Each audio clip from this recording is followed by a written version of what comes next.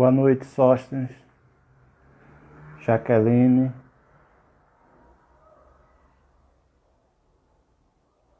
Boa noite a todos. Estamos dando início à nossa live de comemoração de 39 anos da UNEG. Estamos aguardando o nosso irmão Nego, que vai fazer a palestra da noite de hoje. Boa noite, meu amigo Assis. Um abraço para todos do Aiteu.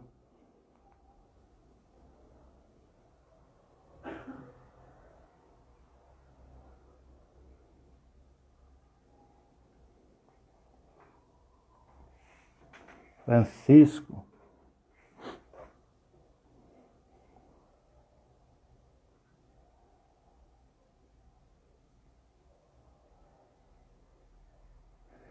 Chamar aqui nosso irmão Nego.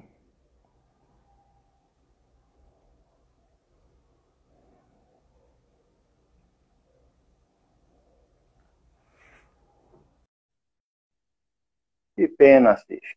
Obrigado por ter entrado, meu querido.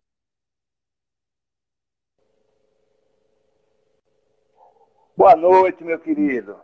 Muita paz. Tamo junto, né? Tá me ouvindo? Isso, né? Tô Aí, bem. graças a Deus, tudo bem. Melhor agora, né? Então, né? Na verdade, quem era para estar contigo hoje era teu filho, né? Mas infelizmente o trabalho não deu tempo para ele chegar e fomos convocados com muita satisfação. Parece que a espiritualidade nos une de uma maneira, de uma maneira ou de outra, né?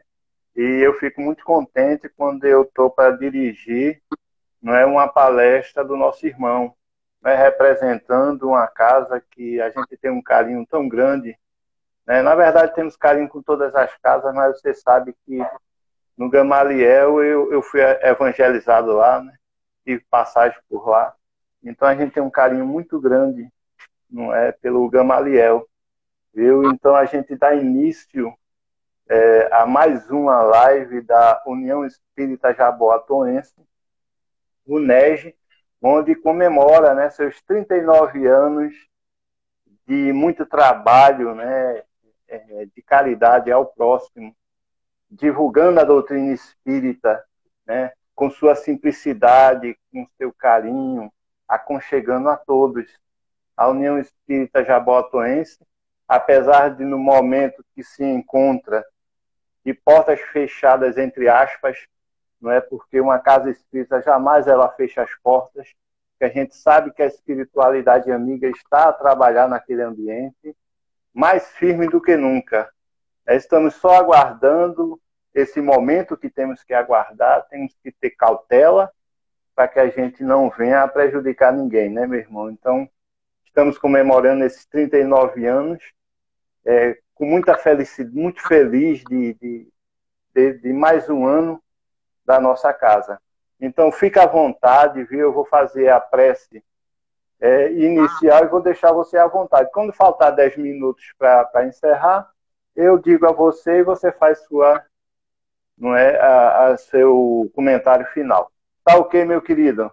Então, vamos fazer a prece com todos que estão adentrando a nossa sala, agradecendo já a todas as instituições, né, o Gamaliel, a Aiteu e outros centros que a gente ainda não conseguiu visualizar, mas que se sintam abraçados, e nós agradecemos por vocês estarem hoje aqui conosco.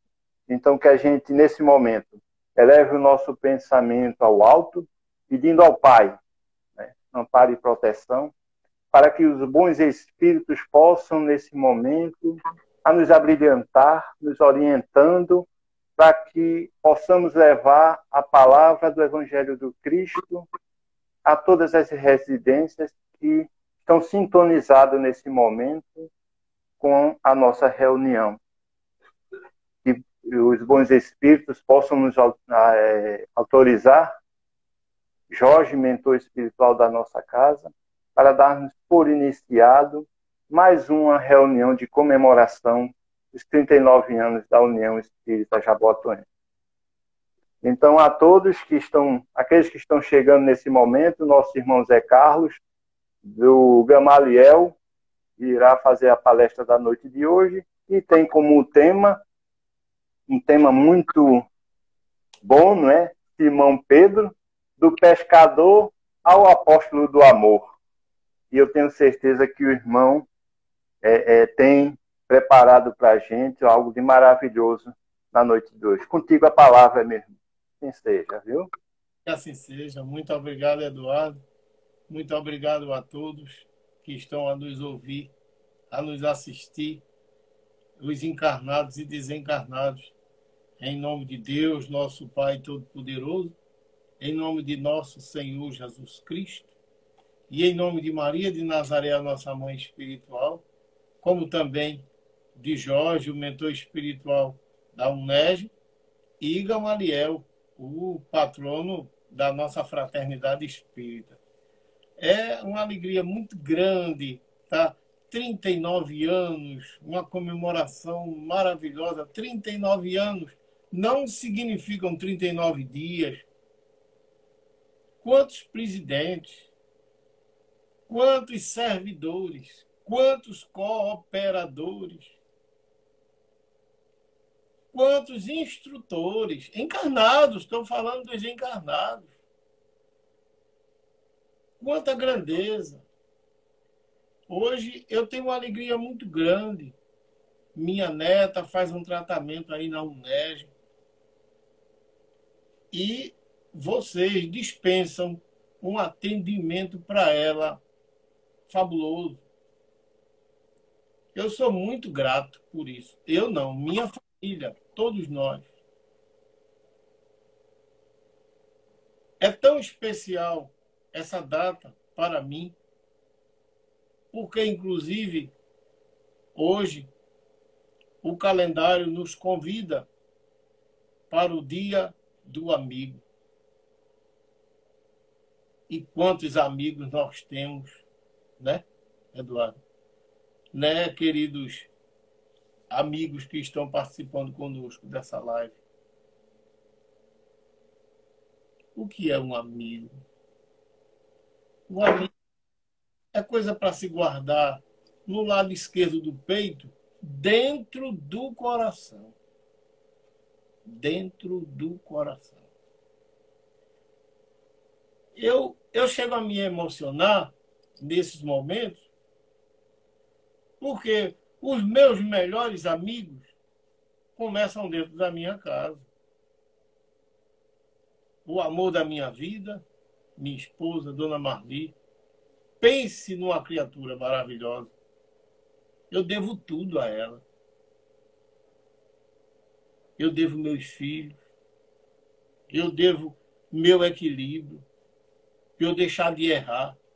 É ela que me corrige. Foi ela que me mostrou a doutrina espírita. E de quebra, me deu 2 filhos, um casal, para eu não reclamar, um homem e uma mulher, que também são meus 2 amores. Meu filho, meu melhor amigo. Hoje eu mandei uma mensagem para ele, mensagem de amigo, não é de pai e filho, não, é de amigo. E a minha nega também, minha Buli, que dispensa comentar essa preta. Eu tenho minhas netas também, são 2 tesouros que Deus me deu. E Deus sabe fazer comigo, só Ele sabe. Uma morena e uma branquinha. Eu não reclamar. Então, eu tenho minha nora, uma pessoa também muito especial para mim. Tenho muitos amigos no movimento espírita.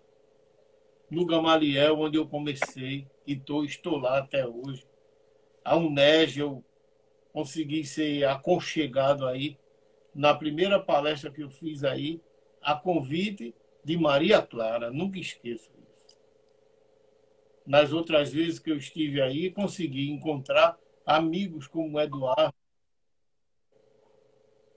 como o Nilton Atanásio,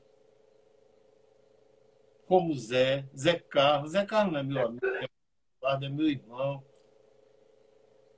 Então, sabe, eu tenho um amigo também muito precioso no movimento espírita, se chama Rosemir. Rosemir é uma pessoa extraordinária. Então, eu mando aqui, sabe, um abraço para todos, muito afetuoso, que nesse abraço, mesmo à distância, a gente sinta e que a gente comece a dizer assim: eu não preciso de nada, eu tenho um amigo. E nós podemos, porque um amigo não se ganha, um amigo se conquista. Sim. E não é nós que escolhemos os amigos, é o coração. Porque nem todo mundo a gente consegue aconchegar no coração. Então, esses que a gente já consegue, vamos lutar atrás daqueles que a gente não consegue. A referência que Jesus dá para a gente, qual é? É amar a Deus sobre todas as coisas. Veja que Jesus dá para a gente a maior referência. Porque quando João Batista perguntou para Jesus: Senhor, quem poderia substituir o amor? E ele diz: Deus. Deus e o amor é a mesma coisa. Veja a referência que Jesus sempre usa. Superior. E nessa noite, nós vamos tentar conversar, porque tem muita coisa, daria um seminário. Eu fiz um resumo do resumo do resumo para falar de alguém muito especial para nós, para toda a humanidade, para Jesus principalmente. Pedro, aquele que era pedra, e que Jesus viu nele tanta coisa boa, sinceridade, segurança, atitudes corretas, e Jesus disse: não, é esse aí. É com esse que eu vou. A gente pode até usar um termo popular. É com esse que eu vou. Edificar a minha igreja. Jesus não criou igreja, mas vamos dizer assim, o que está na Bíblia, vamos usar assim. Jesus não deixou igreja, nem templo. Jesus deixou um segmento. Não deixou religião, deixou religiosidade. O que Kardec entendeu e escreveu, depois de codificar a doutrina dos espíritos, Kardec escreveu lá: fora da caridade não há salvação. E teve o cuidado de dizer: uma fé raciocinada é aquela que pode encarar a razão face a face ou frente a frente em todas as épocas da humanidade. Quem tem religiosidade é equilibrado. É isso que Jesus quis dizer. Então, queridos amigos, Pedro, ele era das terras perfumadas de Betsaida, próximo, né, ficava próximo ao lago de Genezaré, justamente na desembocadura do Rio Jordão. Mas se estabelecera, ele fincou o pé ali para criar sua família, para progredir, em Cafarnaum. E ali era justamente onde se plantava e se proliferaram, né, os pequenos vinhedos. E se fazia também ali, existia a pesca abundante. Pedro era casado, tinha filhos, e em Ciro Caldeu chamavam ele de Cefas, que em grego apelidavam ele de Petros, que significa pedra ou rocha. Veja, um homem que firme, determinado, resoluto, equilibrado. Mas ele precisava se modificar moralmente. Era isso que Jesus queria modificar em Pedro. E ele sabia. É como uma pedra bruta que precisa ser lapidada, ser como uma madeira grossa talhada, como numa pedra bruta ser lapidada. Era isso que Pedro precisava. E Jesus viu tudo isso. Observemos que Pedro, ele vivia da pesca, e a pesca era tão abundante naquela época que ele era uma pessoa inteligente, honesta, sincera, e todos os pescadores da região se encarregaram de fazer de Pedro como se fosse um líder, ou seja, um chefe, um presidente de uma, como é que dá um grupo de pessoas, daqui a pouco eu lembro o nome, que se juntava ali para ser dividido todo o produto. E Pedro comprava tudo aquilo do povo e se transformou no empresário da pesca. E aí, Jesus utilizaria uma dessas denominações que Pedro já sabia. Porque Pedro ouvia falar muito de Jesus. E ele começou a ficar interessado em conhecer aquele homem. E aí, o que é que ele faz? Ele diz assim: quando eu encontrar com esse homem, veja como Pedro era profundo. Quando eu encontrar com esse homem, será que ele deseja dizer para mim que eu sou uma fortaleza de ânimo e fé? Ou será que ele vai querer se aproximar de mim para me modificar, achando que eu sou um cabeça dura? Esse era o pensamento de Pedro. Mas ele era verdadeiro, questionador, investigador. Não aceitava a primeira conversa que ele ouvia, ele buscava outros. E como nós falávamos anteriormente, era um homem correto, simples, por vezes até ingênuo, mas não tinha maldade com ele. Não era um homem maldoso. E aí, há 3 momentos de Pedro que vale a pena a gente destacar. Porque Pedro ele teve 3 fases na vida dele.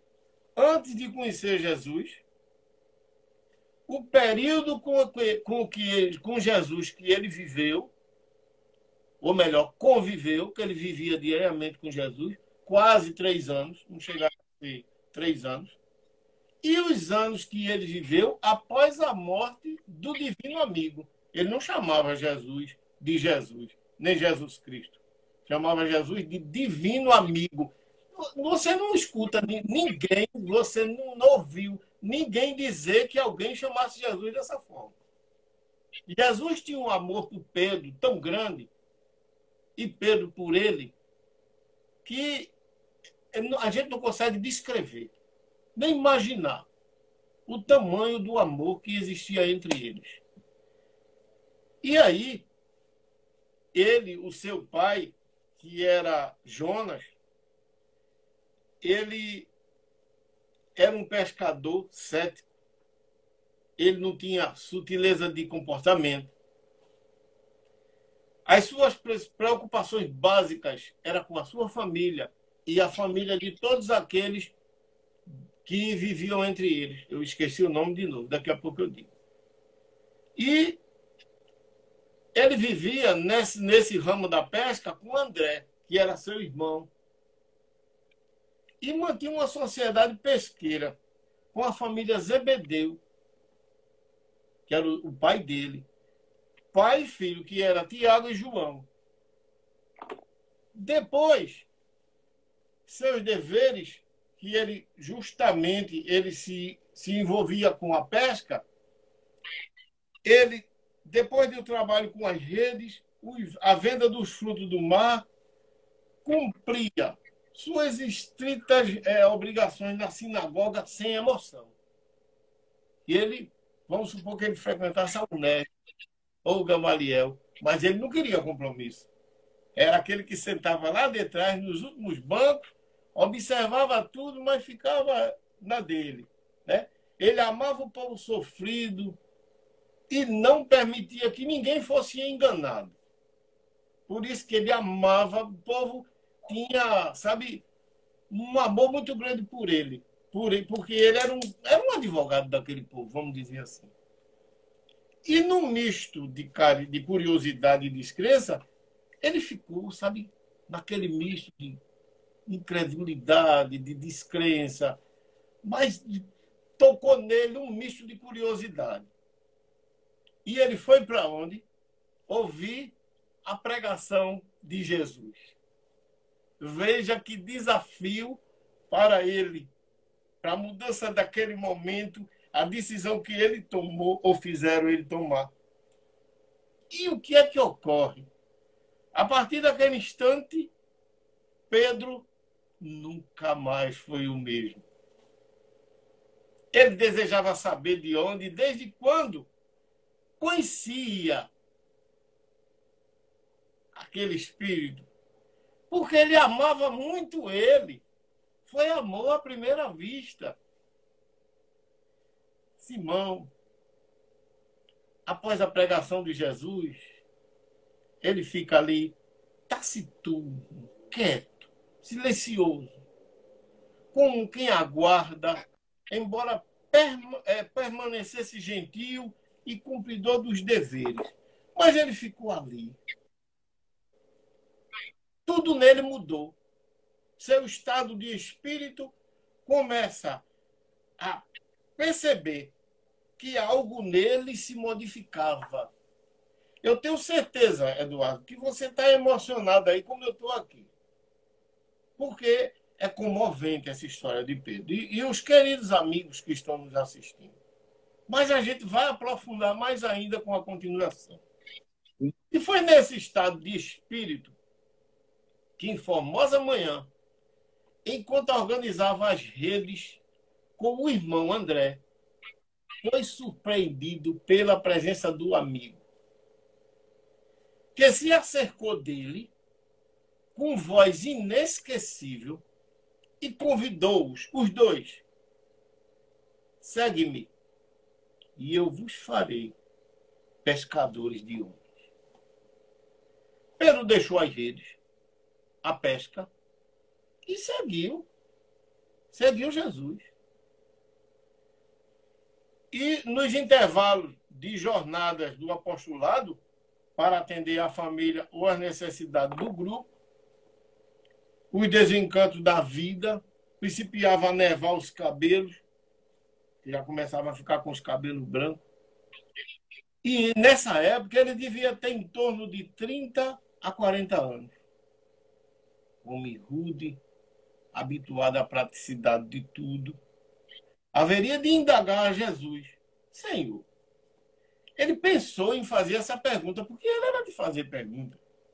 Inclusive, os discípulos e os apóstolos pediam a ele para fazer as perguntas a Jesus, que ninguém tinha coragem, porque viam a relação de amizade que ele tinha com Jesus. Mas ele pergunta: Senhor, deixamos tudo para seguir-te. Que lucraremos com isso? Veja a pergunta de Pedro. A pessoa verdadeira. Porque eu tenho um amigo que diz assim: quem pergunta é idiota por 5 minutos, não sabe a resposta que vai obter. Quem não pergunta é idiota o resto da vida, porque vai continuar sem saber. Porque não existem perguntas bobas. Existem bobos que não fazem perguntas. É diferente. Então, ele, hábito de conhecimento, perguntava tudo, e sempre. E, possivelmente, como eu já antecipei, ele foi escolhido como um porta-voz dos apóstolos, pela intimidade que gozava junto a Jesus. É sempre ele, Tiago e João, que Jesus confiava as confidências, questões próprias, Alguns que somente após sua morte seriam revelados, né? Mas, com um episódio de Tabu e todo o drama da vigília antes da sua prisão no Jardim das Oliveiras. Foi aí que os anos em que Pedro esteve com Jesus trabalharam ainda mais a fibra moral de Pedro. Porque quando Jesus disse, Pedro, ficarei sobre ti a minha igreja. Por que ele fez isso? Por que Jesus falou isso? Porque ele viu a qualidade de Pedro. Porque a igreja seria justamente a instituição era Jesus. Estava ali firme. Quem precisasse tinha uma porta aberta para desabafar, para sorrir, para chorar, para se abastecer, para se acalmar. Tudo isso. E Jesus também viu em Pedro o homem mediano. E ele se faz arauto dos céus para trazer as respostas do céu. Apesar de ser frágil, né, em algumas circunstâncias, se ele se permite ser o intermediário dos inimigos da luz. Veja. Ele disse, Senhor, me dá força, coragem e sabedoria, que eu enfrentarei qualquer adversário sem medo. Todo mundo que fosse da luz, Pedro enfrentava. Pedro não queria saber. Lealdade, ele sempre. Jesus os corrige pacientemente, utilizando os seus erros para preciosas lições que ele teria que ter a todos os demais. Aqui no livro Primícias do Reino, que é de Amélia Rodrigues, Jesus convida ele, porque quando Jesus pergunta a ele, Pedro, tu me amas? E ele diz, amo. E Jesus pergunta de novo, Pedro, tu me amas? Amo, Senhor. E Jesus pergunta de novo, Pedro, tu me amas? Ele diz, Senhor, tu sabes do meu coração. Por que Jesus perguntou isso? Justamente porque 3 questões que Jesus queria corrigir em Pedro, que Jesus sabia. Quando ele um irá me trair, foi Judas. E o outro irá me negar antes que o galo 3 vezes. E aí, quando Jesus fala isso por quê? Porque ele sabia que Pedro ia trair ele, ia fugir e ia negar. Mas que Pedro, depois desse episódio com Jesus, jamais voltaria a cometer tal ato. Jesus tinha certeza disso. Nós, diante da condição nossa, Jesus não vira as costas para nós. Quanto mais Pedro, e ele conhecia ali profundamente, pertinho dele. E aí, Pedro aprendeu muito. Porque Pedro aprendeu a corrigir os seus erros. Negou Jesus 3 vezes. Tu o conhece? Nunca o vi. Parece que você estava com ele outro dia. Eu nunca o vi, não conheço. Pedro nega Jesus 3 vezes. Mas não hesitava nas suas pregações em apresentar suas limitações e fraquezas aos que o ouviam.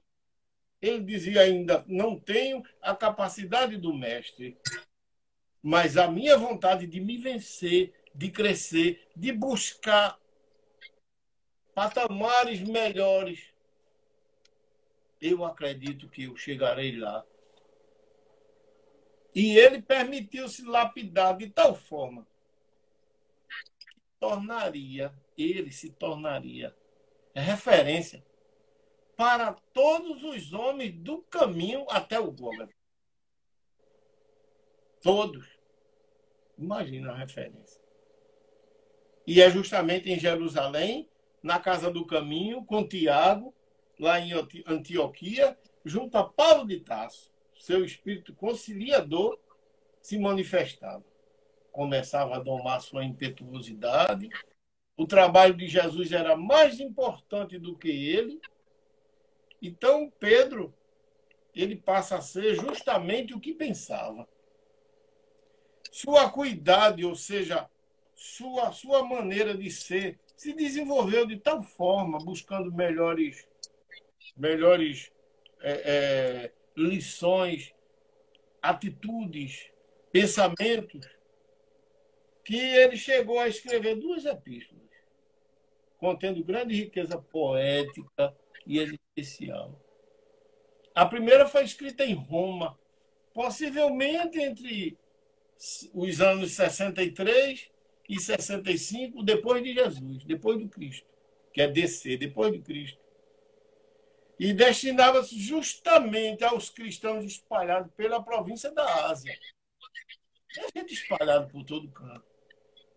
Então, ali supõe-se a perseguição de Nero, pois fala e dá conselho com relação a ela, porque ele sabia que Nero ia perseguir os cristãos.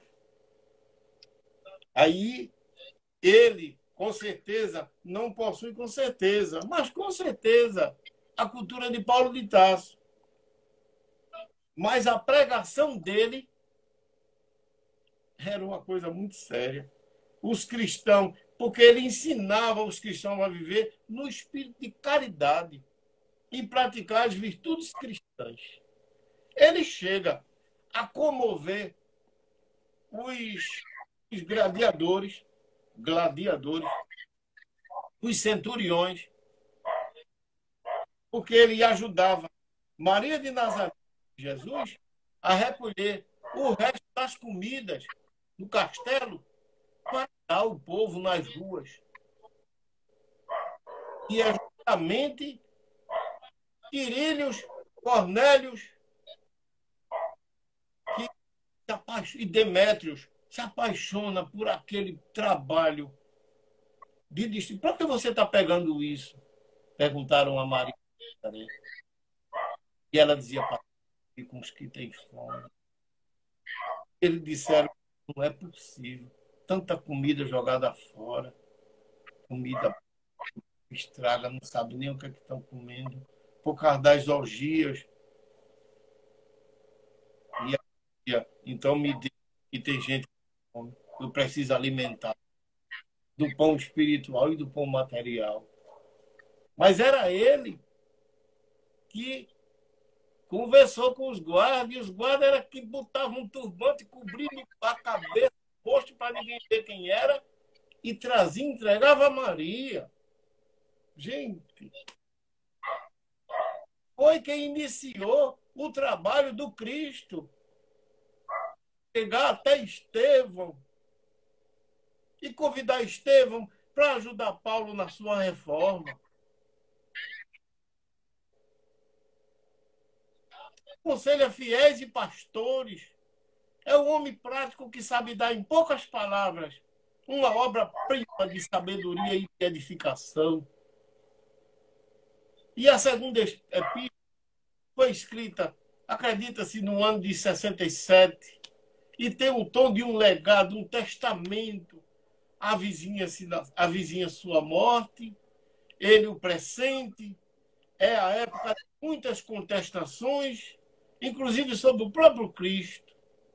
E Pedro reafirma aos cristãos a necessidade das virtudes, mesmo em meio à iniquidade de tantos. Pedro vai, comove a todos. E Pedro é o amigo e companheiro fiel e humilde que permanece com Jesus até o fim. Assim o foi.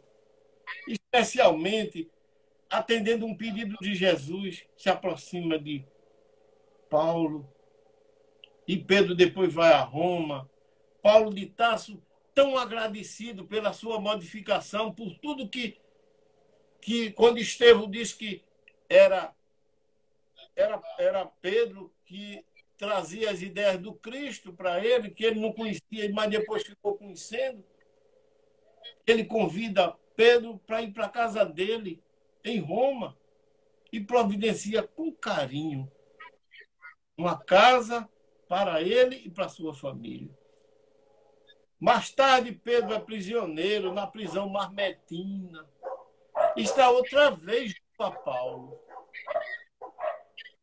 E é justamente nesse episódio célebre em que o soldado da guarda, à custa de tanto ouvir os dois apóstolos conversarem a respeito de Jesus, toma por eles um carinho e um desejo até de libertar eles. Ele diz, não, eu não posso fugir dos caminhos do meu destino. Foi o Cristo que me ensinou a não fugir, a não temer. Deus está conosco. Pedro sai na noite e na madrugada e ganha a rua.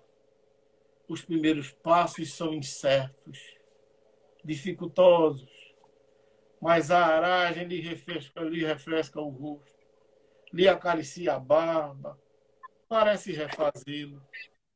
Ao despontar o dia, ele se encontrava na Via Ápia, a caminho da liberdade. No momento em que se detém para descansar, seus olhos cansados divisam uma luz forte que vem ao seu encontro. Ele mal consegue manter a visão fixa naquele momento, naquela luz que começa a se aproximar. De se certificar o que seja, é como se uma estrela tivesse caída do céu e se transitasse pela terra, leva as mãos à fronte, protegendo os olhos à medida que o intenso brilho se aproxima. Pedro sente o coração acelerar no peito envelhecido. É o mestre e vem ao seu encontro. E ele, Pedro, Jesus, divino amigo, quanta saudade, mestre, quanta saudade. Contudo, Jesus passa por ele e prossegue fazendo exatamente o caminho inverso do apóstolo. Senhor, interroga Pedro, aonde vais? Pergunta ansioso, talvez já sabendo a resposta do amor. Não, amado. Pedro, vou a Roma para ser sacrificado outra vez. Vou para o meu rebanho, desde que tu o abandonas. Foi o que bastou ao apóstolo para se dar conta de que, uma vez mais, depois de tantas lutas, utilizar as argumentações do prático, do homem mais prático que ele já conheceu, e retorna a Roma para ser sacrificado. Foi crucificado naquele mesmo ano de 67 depois de Cristo, de cabeça para baixo.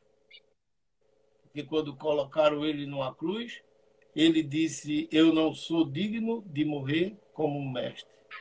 Eu quero ser sacrificado de cabeça para baixo. Foi o discípulo por excelência, que saiu da pedra para o apóstolo. Irmão Pedro, pedra e pastor, que se levantou do engano para viver até o último instante, apacentando os cordeiros do seu rebanho de amor. Porque quando Jesus o interrogava e dizia, Pedro, tu me amas? Repetindo. E ele dizia, amo, Senhor. Apacenta as minhas ovelhas. E o que é apacentar as ovelhas? É doutrinar, evangelizar, ouvir. Isso é apacentar. Que a gente não perca o amor por tudo que nós recebemos, pelas bênçãos que se derramam sobre todos nós. Teríamos muitas coisas ainda para falar de Pedro, porque quando Jesus, ainda lembrando, ele diz para Pedro, Pedro, a partir desse instante,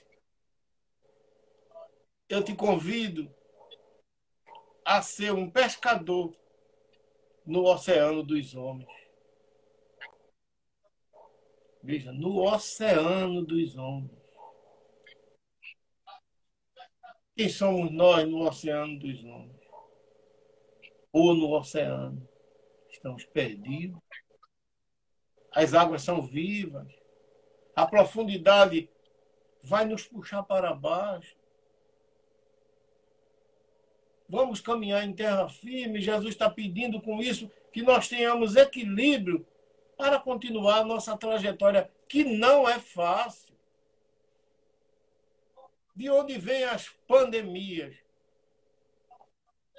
Orgulho, egoísmo, vaidade, ciúme, preguiça, tudo que há de ruim é que atrai essas pandemias. E Humberto de Campos, ele, para finalizar, ele traz uma carta.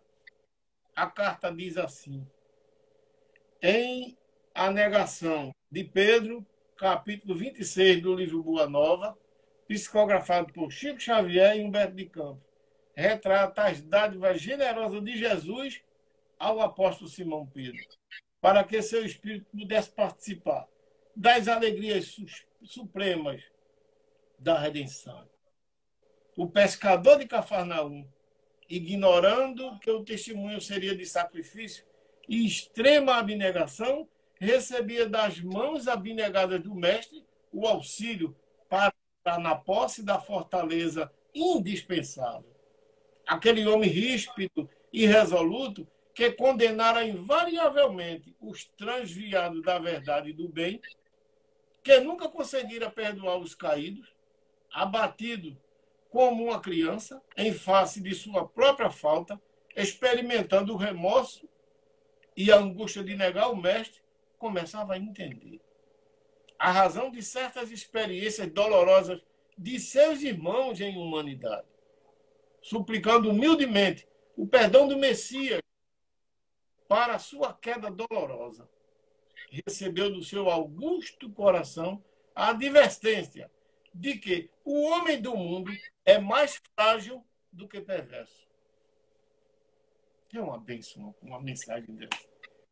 O homem do mundo, ou seja, nós que estamos no mundo, é mais frágil do que perverso.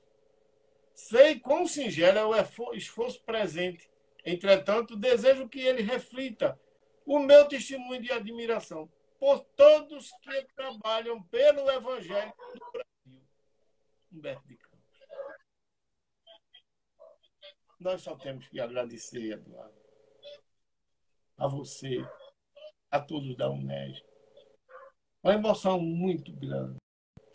Eu sei que hoje eu tenho noite para dormir, porque meu corpo vai ficar e vai adormecer, mas meu espírito vai sair. E eu vou ter com esses amigos que trabalham incessantemente. Quantos trabalhos os espíritos estão tendo nos centros espíritas para trabalhar por todos os decaídos que se encontram aí, principalmente agora. Os espíritos têm mais tempo, os centros espíritas, 24 horas, ninguém interrompe os espíritos desencarnados a trabalhar. E a nossa presença trabalha.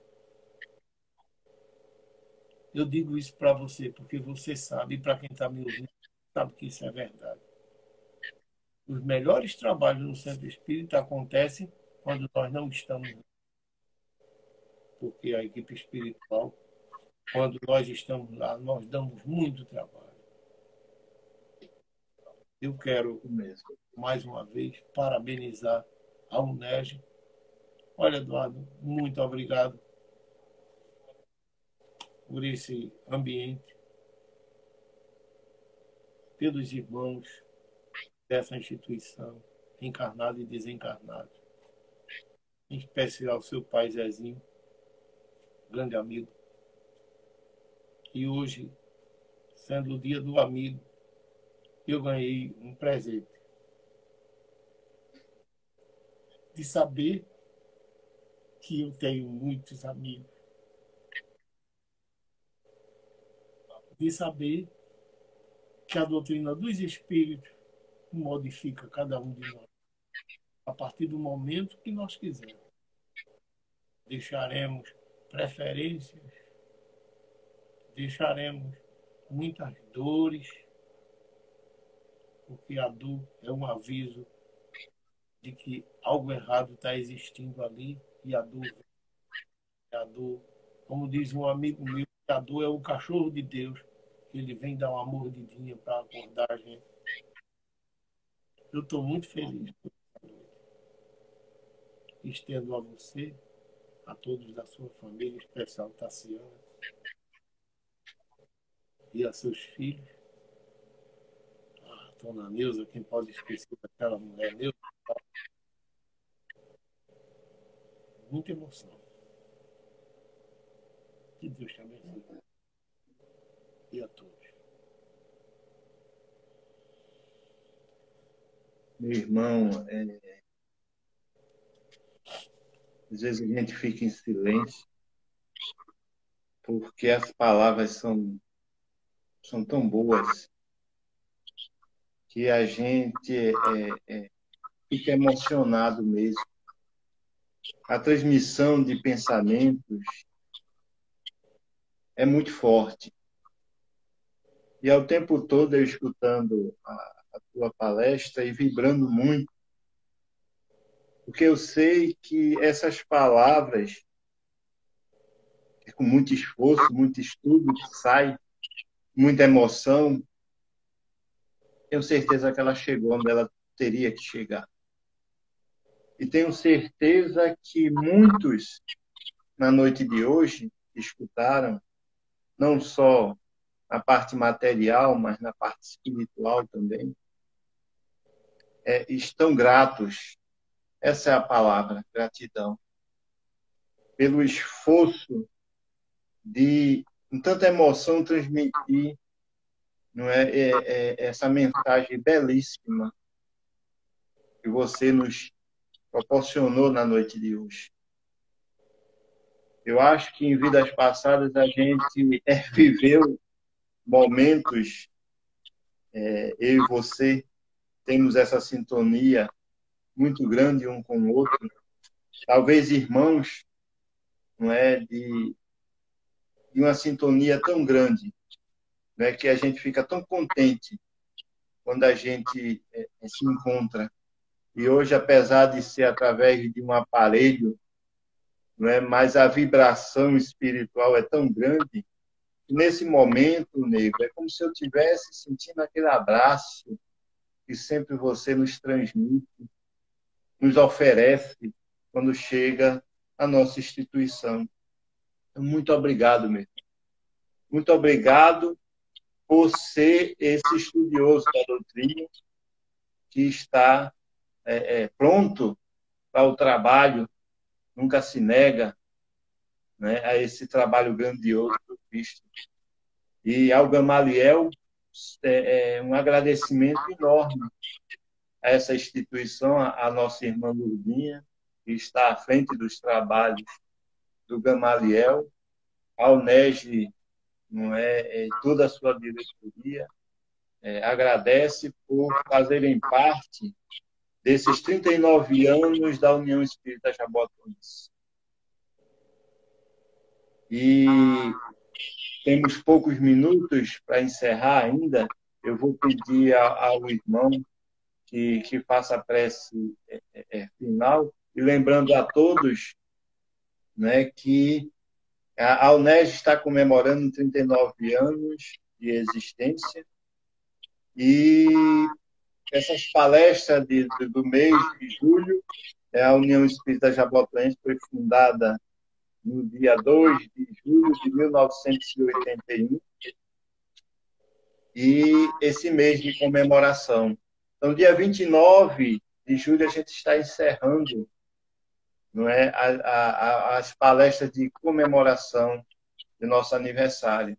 Então, convidamos a todos, né, que esse mês convidem mais pessoas para participar, para fazer parte desse grande banquete espiritual, e a gente viu que recebemos na noite de hoje, de uma emoção tão grande, que possam fazer parte dessa corrente de amor ao próximo.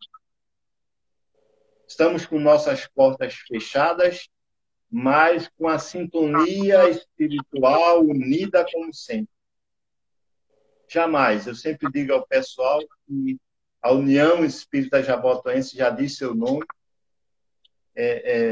briga, batalha, para que todos permaneçam unidos, todos nós, para que a gente possa levar esse evangelho grandioso do Cristo àqueles que estão perdidos na escuridão. E essas palavras da noite de hoje, eu tenho certeza que chegou aos recantos mais necessitados, reerguendo aquele que se encontra decaído devido à situação que nós vivemos. Então, vamos ter força, vamos ter paciência e cautela para que a gente volte aos nossos trabalhos, nas nossas casas de oração e trabalho, com a certeza de que estamos fazendo a coisa correta, certa. Então, meu irmão, fica contigo agora a prece final, nos abrilhantando mais ainda. E como você diz, Jorge e Gamaliel nesse momento, fazendo com todos nós essa oração ao Pai, pedindo a Ele proteção a todos nós. Contigo a palavra. Senhor, movido de muito sentimento nesse instante, aqui nos encontramos. Alivia, Senhor, de nós o peso dos erros, das incertezas, das vacilações, da incompreensão. Transmite, Senhor, a todos que sofrem os teus bálsamos de luz e de paz. Balsamiza as dores, as feridas, aqueles que agonizam, blasfemam, lamentam, choram, gritam. Une, Senhor, os teus filhos, para que possamos caminhar com o teu amor. Que a tua paz seja o nosso bálsamo, que o teu evangelho seja a nossa rota, e que possamos dizer muito obrigado, muito obrigado.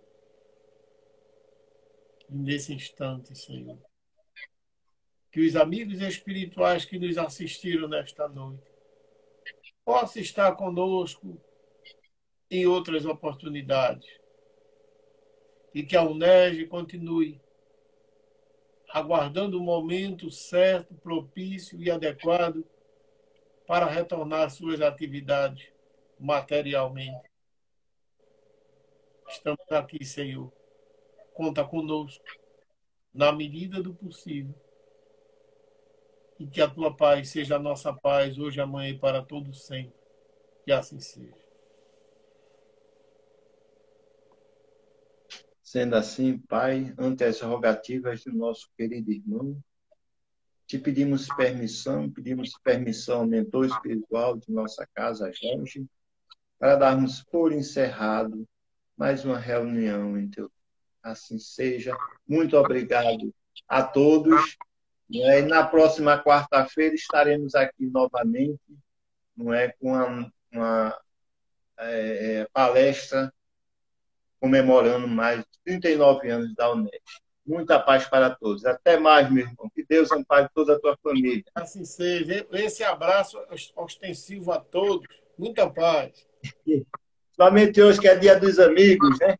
Que sejam agraciados. Um abraço na noite de hoje. Assim seja. Tchau.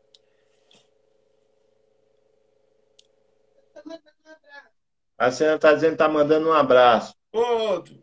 Tchau. Tchau, tchau.